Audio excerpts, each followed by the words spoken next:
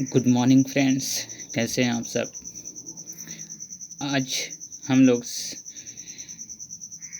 Chemistry के कुछ objective questions के बारे में हम लोग बात कर रहे थे। तो चलिए उस सीरीज को फिर हम लोग आगे की तरफ अग्रसर करते हैं। पहले आपके वन लाइनर्स, इसमें जितने भी क्वेश्चंस हैं सभी इम्पोर्टेंट हैं एग्ज़ाम की दृष्टि से। चलिए स्टार्ट करते हैं आज की सेशंस। जुड़े रहिए आप लोग आर के mathematics classes Bettiah Rinku sir के साथ। पहली क्वेश्चन है कि नाभिकीय सिद्धांत का प्रतिपादन किसने किया था। तो नाभिकीय सिद्धांत का प्रतिपादन अर्नेस्ट रदरफोर्ड ने किया था। किसने किया था? अर्नेस्ट रदरफोर्ड ने। कब किया था? तो 1911 ईस्वी में किया था। नाभिकीय सिद्धांत का प्रतिपादन किसने किया था? तो अर्नेस्ट रदरफोर्ड ने किया था।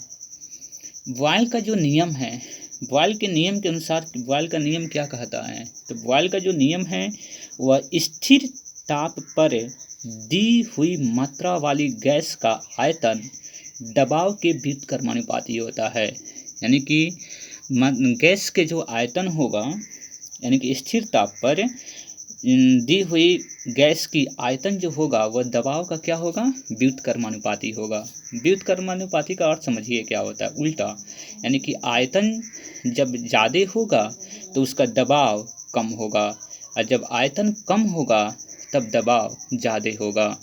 यही होता है व्युत्क्रमानुपाती। चार्ल्स के नियम के अनुसार स्थिर दाब पर ताप बढ़ने पर गैस का आयतन बढ़ता है और ताप घटने पर गैस का आयतन भी घट जाता है तथा आयतन तापक्रम का समानुपाती होता है। तो देखिए यहाँ पे समानुपाती है और यहाँ पे व्युत्क्रमानुपाती है। इसका अर्थ क्या हुआ?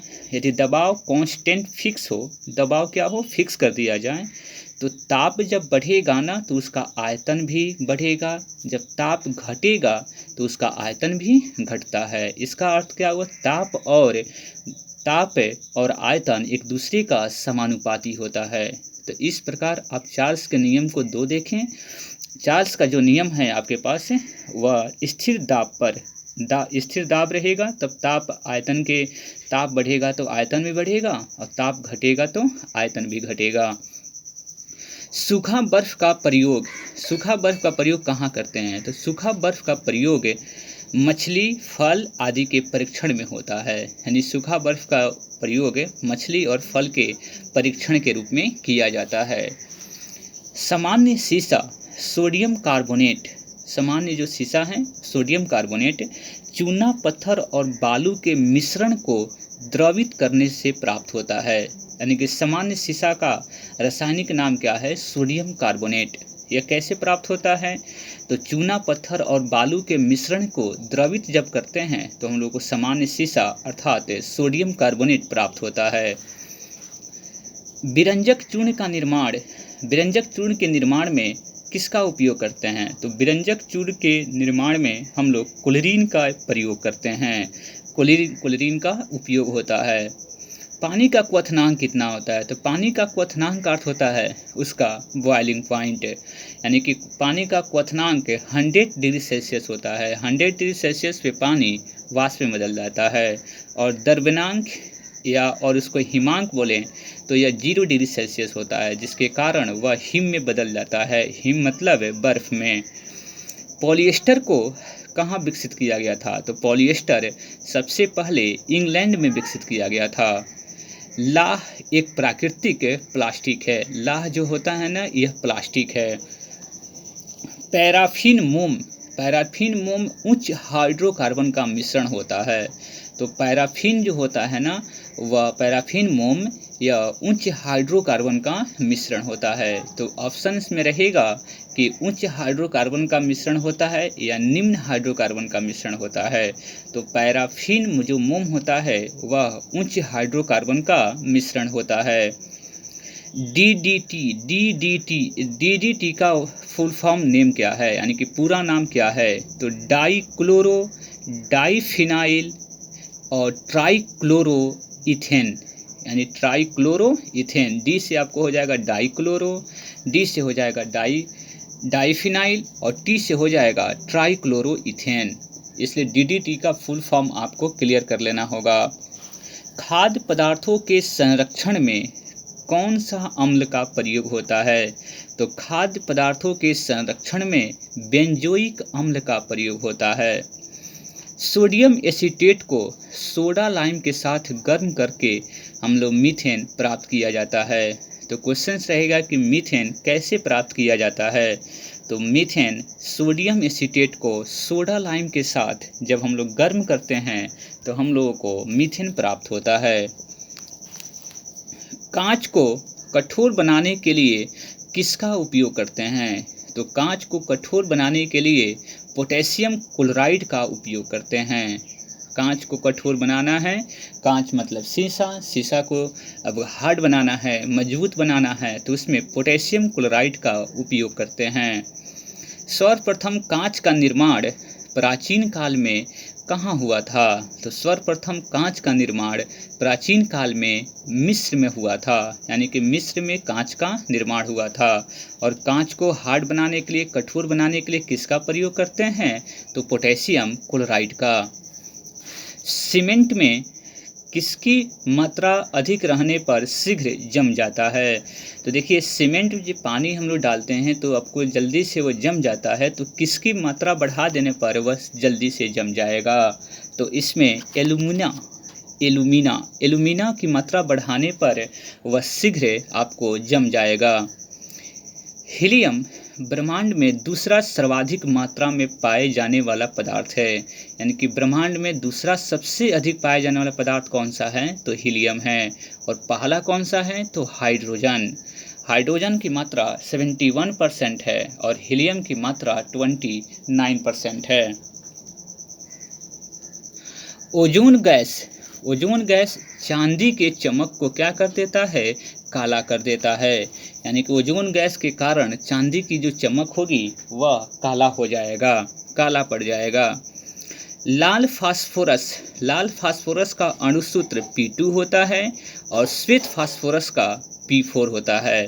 तो आपको याद रखना पड़ेगा, लाल फास्फोरस का आपको अणुसूत्र कितना होगा? P2 और श्वेत फास्फोरस का P4 होगा।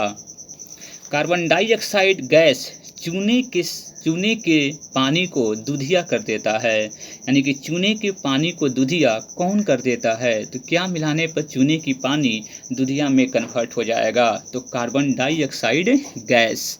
तो इसको याद रखिएगा। हीरा का अपेक्षिक घनत्व कितना होता है? तो हीरा का अपेक्षिक घनत्व 3.52 होता है। काला हीरा किसको कहा जाता है? तो काला हीरा कार्बोनेडो को कहा जाता है, यानी कार्बोनेडो। काला हीरा को क्या बोलते हैं? काला हीरा को कार्बोनेडो कहते हैं। हीरा का प्राकृतिक स्रोत क्या है? तो हीरा का प्राकृतिक स्रोत किम्बरलाइट पत्थर होता है। हीरा का प्राकृतिक स्रोत क्या है? किम्बरलाइट पत्थर। हाइड्रोजन को भविष्य का ईंधन कहा जाता है, यानी कि किस तत्व को आपको भविष्य का ईंधन कहा जाता है? तो हाइड्रोजन को। यूरेनियम धातु का निष्कर्षण मुख्यतः किस अयस्क से किया जाता है? तो यूरेनियम धातु का निष्कर्षण मुख्यतः पिंच ब्लेड से किया जाता है। तो क्वेश्चन ये भी रह सकता है कि पिंच ब्लेड किसका अयस्क है? तो पिंच ब्लेड यूरेनियम का अयस्क है। मोनाजाइट किसका अयस्क है? तो मोनाजाइट थोरियम का अयस्क है, यानी कि क्वेश्चन रह सकता है कि मोनाजाइट किसका अयस्क होता है? तो मोनाजाइट आपको थोरियम का अयस्क होता है। चलिए, आप लोग जुड़े रहिए RK mathematics classes Bettiah Rinku sir के साथ, आपको इसी प्रकार की क्वेश्चंस मिलती रहेगी। पारा का निष्कर्षण मुख्यतः किस अयस्क से किया जाता है? तो पारा का निष्कर्षण सीने बार अयस्क से किया जाता है। तो क्वेश्चन रहता क्या है कि सीने बार किसका अयस्क है? तो सीने बार पारा का अयस्क है। पारा का जब भी निष्कर्षण किया जाता है तो सीने बार से किया जाता है। मतदान के समय मतदाताओं को सिल्वर नाइट्रेट का निशान लगाया जाता है। देखिए, मतदान के समय जो आपको निशान लगता है वह निशान कौन सा केमिकल होता है? तो वह निशान आपको सिल्वर नाइट्रेट का बना होता है। जो निशान जल्द से जल्द 2-3 दिनों में आपको मिट पाता है। तो उसमें किसका यूज किया जाता है? तो सिल्वर नाइट्रेट का। सिल्वर क्लोराइड का प्रयोग फोटो क्रोमेटिक कांच बनाने में होता है, यानी कि फोटो क्रोमेटिक कांच बनाने में किसका प्रयोग होता है? तो सिल्वर क्लोराइड का। चांदी का द्रव्यमांक यानी कि गलनांक कितना होता है? तो चांदी का द्रव्यमांक गलनांक 960.7 डिग्री सेल्सियस होता है। और क्वथनांक कितना होता है? तो 1954.9 डिग्री सेल्सियस। और अपेक्षिक घनत्व कितना होता है? तो 10.47 होता है, यानी कि अपेक्षिक घनत्व 10.47 होता है। क्वथनांक कितना होता है? तो 1954.9 डिग्री सेल्सियस। और गलनांक कितना होता है? तो 960.7 डिग्री सेल्सियस। लोहे के गैल्वेनाइज्ड चादर बनाने में किसका प्रयोग होता है? तो लोहे के गैल्वेनाइज्ड चादर पर जस्ते की परत होती है। तो लोहे की गैल्वेनाइज्ड आपको की चादर पर किसका आपको परत होता है? तो जस्ते का लेप लगा रहता है। आधुनिक आवर्त सारणी में आवर्तों की संख्या कितनी है? तो आवर्त की संख्या 7 है और आपको वर्ग की संख्या 18 है। आपको कल बताया गया था कि सबसे छोटा आवर्त कौन होता है? तो पहला। और सबसे बड़ा आवर्त छठा होता है। तो आवर्तों की कुल संख्या कितनी है? 7। और वर्गों की संख्या 18 होती है। उसके बाद गन मेटल में क्या क्या होता है? तो गन मेटल में तांबा, टीन और जिंक का अयस्क है। गन मेटल जो है तांबा, टीन, जिंक का अयस्क है। तांबा, टीन और जिंक गन मेटल। लहसुन की गंध का कारण क्या है? लहसुन की गंध का कारण एलाइसिन यौगिक है, यानी कि लहसुन में एलाइसिन नामक आपको यौगिक पाई जाती है, जिसके कारण उसमें गंध होता है। करेला में कड़वाहट किसके कारण होता है?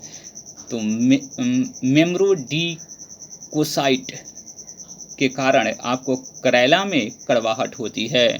सिरका आपको एसिटिक अम्ल का जलीय विलयन है। सिरका में कौन सा अम्ल पाया जाता है? तो एसिटिक अम्ल। इसको जरूर आप याद रखेंगे।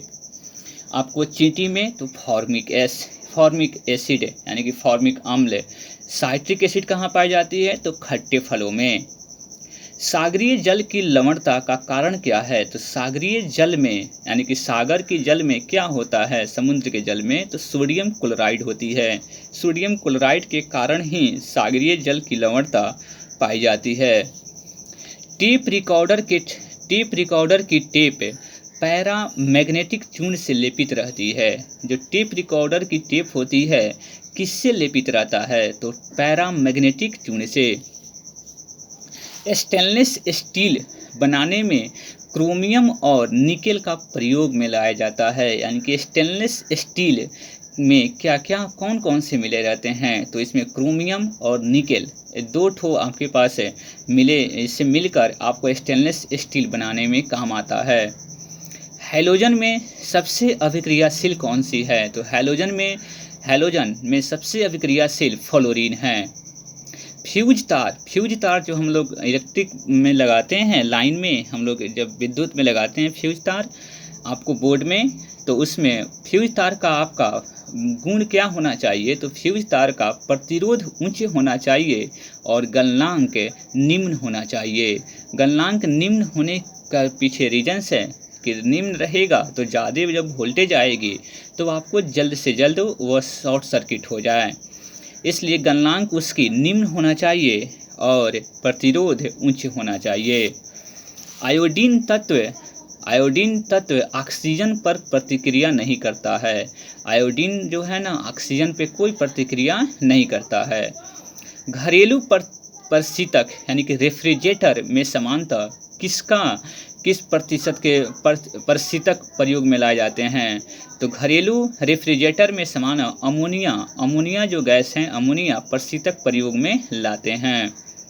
घर में सफ़ेदी कराने में हम लोग किस किस यौगिक का प्रयुक्त होता है? घर की जो सफ़ेदी होती है, जिसमें चूना होता है ना, वह आपको सफ़ेदी करने में कैल्शियम ऑक्साइड यानी CaO का प्रयुक्त होता है। घर की सफ़ेदी में CaO का यूज करते हैं। पोर्टलैंड सीमेंट का आविष्कारक यानी जोसेफ एस्पेडिन ने किया था। यानी कि सीमेंट का आविष्कारक किसने किया था? तो जोसेफ एस्पेडिन ने।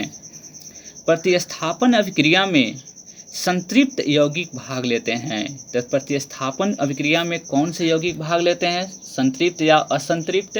तो संतृप्त यौगिक भाग लेते हैं।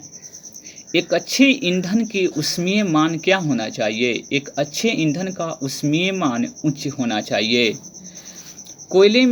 कोयले को 3 किस्मों में एंथ्रासाइट सबसे अधिक रहती है। एंथ्रासाइट सबसे उत्तम किस्म की कोयला मानी जाती है, क्योंकि इसमें 96% आपको कार्बन की मात्रा होती है। तो 96% में कार्बन की मात्रा अधिक रहती है। एंथ्रासाइट में कार्बन की मात्रा अधिक रहती है। जो सबसे अच्छी किस्म की कोयले की आपको एंथ्रासाइट को माना जाता है। यूरेनियम 235 का नाभिकीय अस्थायी होता है।